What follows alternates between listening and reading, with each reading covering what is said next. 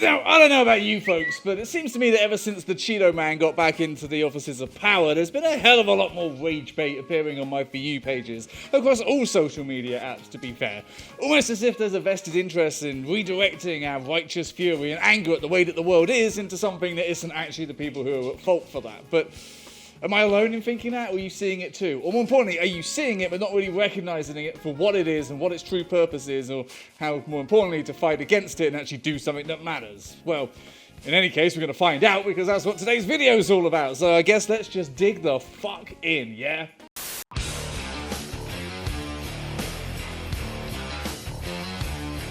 What exactly am I talking about, and what exactly does it fucking look like, all this rage bait that we're seeing? Well, I've noticed a significant increase in the amount of angry Karen videos we see, of angry customers, of shitty bosses, and bad interactions with police officers. All of this stuff that makes you watch it and feel sort of third-hand anger about it, and that you want to see some karma, you want to see some justice, and that, oh my god, look, someone is acting like an asshole, and I don't like them, and I hope they get what they deserve. Sound familiar? Sound familiar, does it? You know, that people, you know, are doing bad things and should be caught and sentenced appropriately for the bad things that they did. Unless, of course, they win an election and can get all their felony convictions overturned and they don't see any punishment whatsoever because the case is just tossed out.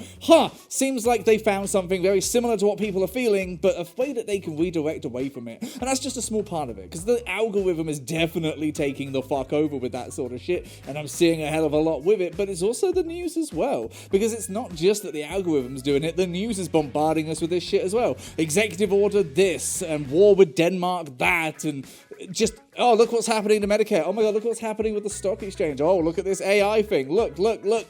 Just don't look at us. Just look at the shit. Just look at the constant stream of bullshit. We've got such a fruitful river of utter shit that it looks like Willy Wonka, only it will actually give you dysentery. It's bad, it's awful, but it's distracting you away from the real shit, because at the end of the day, that's the purpose of all of this mess.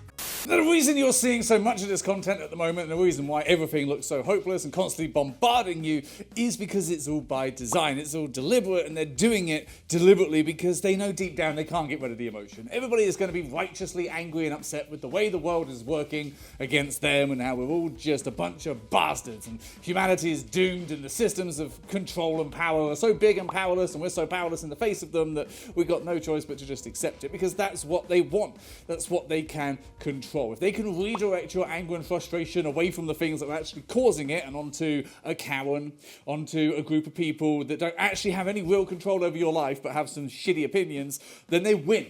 It's the same thing that they use on the other side of the spectrum. Same reason why there's such a big anti-immigration push. Immigrants aren't the cause of your problems, but if we pretend they are, you won't look at us, the people who are actually the cause of your problems. It's all just misdirection. It's all just redirection. They can't stop the emotion, but they can distract away from it. And distracting away from it stops things bubbling over the top. You ever heard of Bastille Day?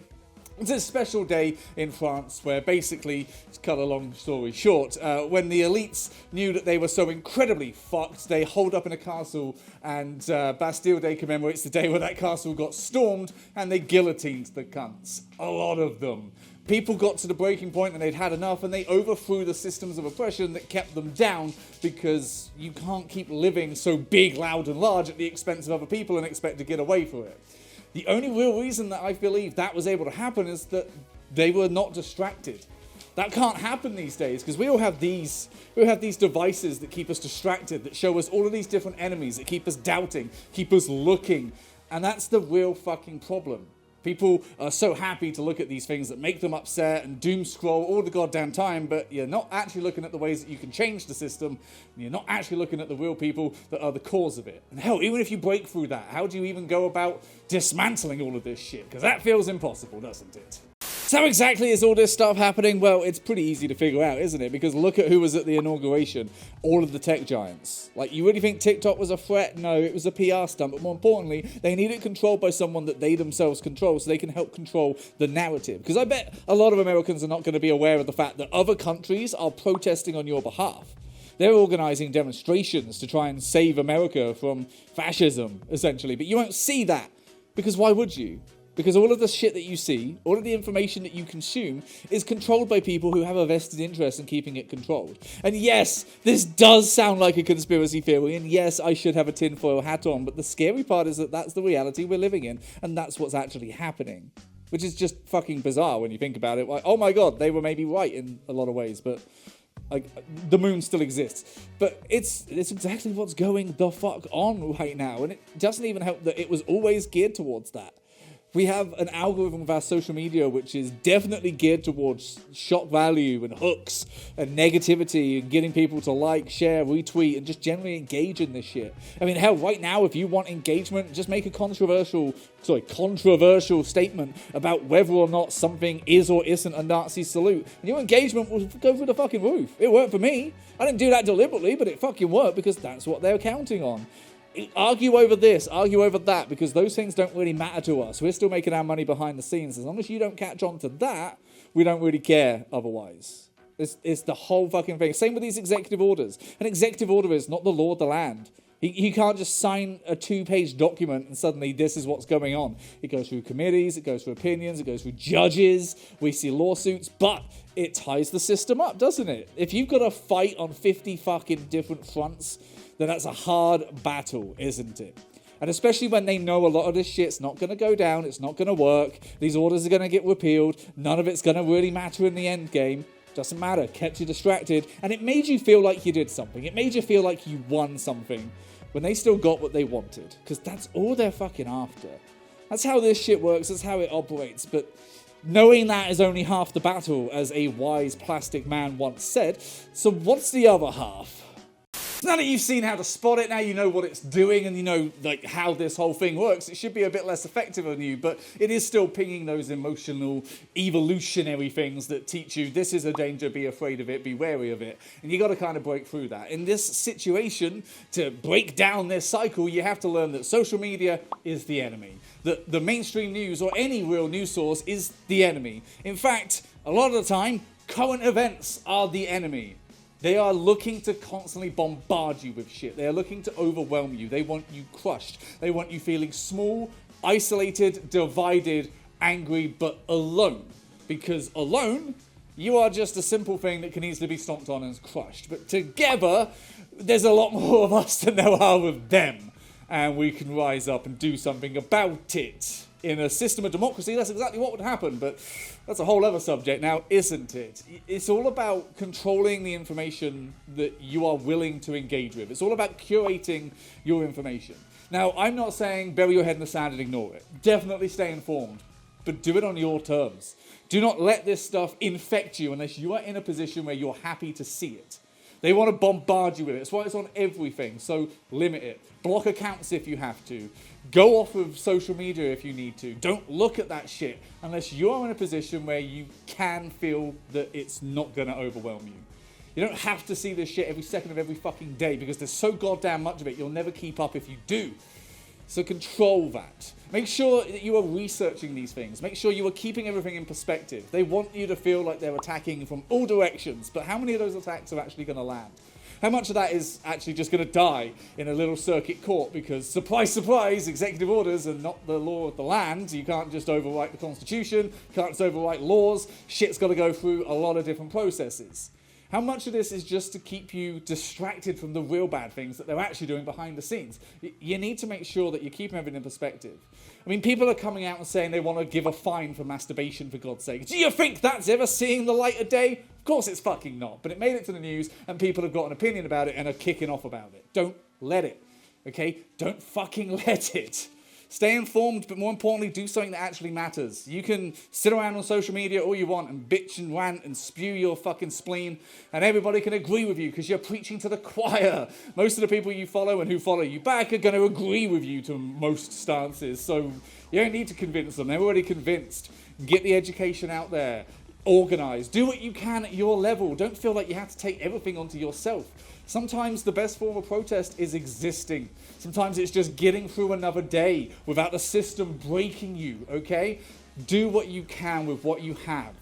Just do it on your fucking terms. Write to your elected officials. Participate in government. Fuck it. Run for office. Run! See if you can get in and affect some real change. I know that it's a fallacy to think you can change it from within, but fuck, maybe we should try. Okay, maybe it's wrong, but fuck, let's just give it a fucking go, because we need as many options as possible right now. Don't lose hope. Don't think that this is just the end. And just because we can see the similarities of 1930s Germany doesn't mean we have to fucking let it get that far, okay? There's that whole thing of like, first they came for the so-and-sos, and I said nothing because I was not a so-and-so. And I've seen the perfect response, which is, first they came for the trans kids, and I shouted and screamed because I know the rest of the poem. Don't give them a fucking inch, because they're not looking for miles, they're looking for the whole fucking ball game. Do something that matters, and you will feel accomplished because you'll be able to affect the change. It will be slow, it will be difficult, and it will feel hopeless. But everything like this does, all throughout history, until suddenly they fucking won. And that's what we're playing for here, okay? Do some shit.